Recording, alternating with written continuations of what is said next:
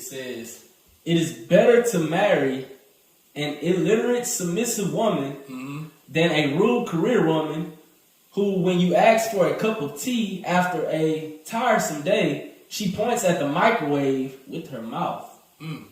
You will understand why a professor divorced his PhD wife and married the maid. Go with that. Again, that's all we desire, is a woman who gonna listen to us and obey us. You know what I'm saying? So absolutely, a man will take a woman who's less educated. Right. You know what I'm saying? Less attractive.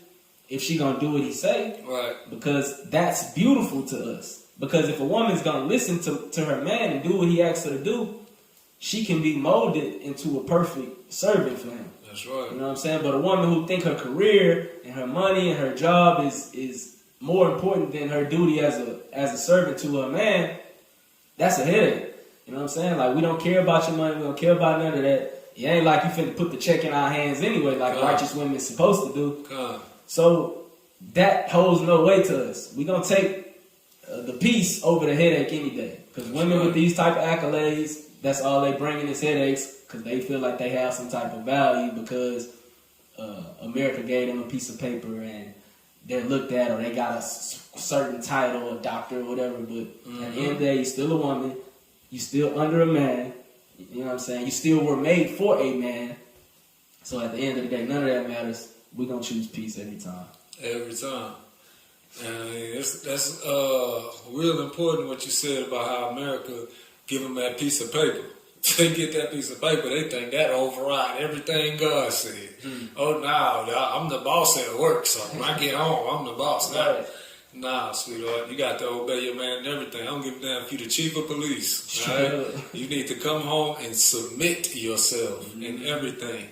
But what I get out of this here is, it says better to marry an illiterate, submissive woman.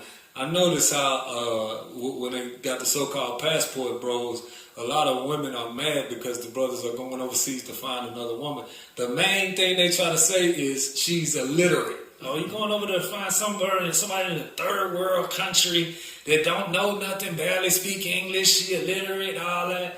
Nah, man, listen. At the end of the day, just because they don't have a college degree does not mean they're illiterate. Just because they think it's okay to listen to and follow a man does not mean they're in a third world country. That's right. All right? They are women just like you. It's just they choose to not be a headache.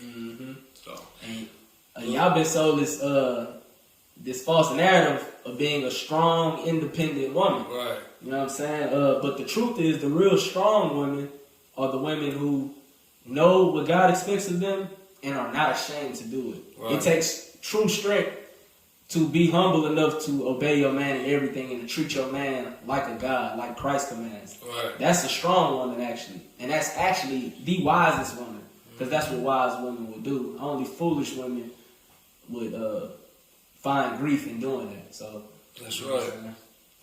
So yeah, he said you will understand why a professor divorced his PhD wife and married the maid. Yeah. Makes sense. Why? Because your PhD is useless to me, girl. They ain't doing nothing but making you worse, making you think you're something that you're not. But the girl that's a maid, she's already in a position where she's looking up to me.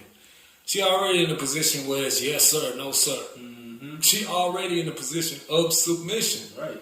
But you the one carrying my name, walking around here telling people you married to me, being representing me in a horrible way because you're telling people you married, but you still doing what the hell you want to do. You definitely will get left for a woman that will obey. That's right. We did a video on that too a while ago where the woman was like, well, she's not prettier than me. Right. She's not better than me. Then why did you lay with her? Why did you say? And he said, because she was softer than you. She listened to me. Right. She didn't yell. She didn't call me names. And that's what y'all been taught, that it's okay to do. Because y'all think y'all talking to y'all little brother when y'all talking to y'all husband. That's what y'all act like. Y'all act like y'all dealing with y'all little brother. Y'all be so annoyed, all that. But the truth is, you are the one that's in sin by not obeying your husband. And your young men shall see vision. The Father is our God and nobody else.